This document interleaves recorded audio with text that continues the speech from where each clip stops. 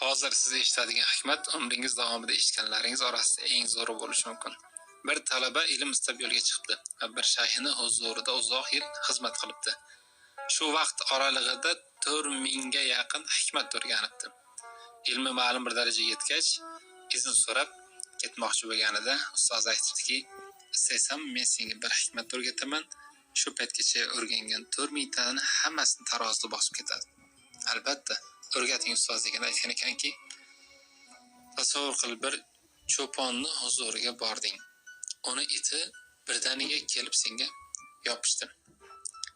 Sen it bilan talashadigan bo'lsang, u yog'ingdan tishlaydi, bu yog'ingdan tishlaydi, it bilan teng kelganing qoladi xolos. Lekin cho'ponga yuzlansang, u bitta ishora bilan itni jim qilishi mumkin. Sen bolam, bu hayotda Alloh taoloning yerdagi itlari bilan talashib tortishma. Butun diqqat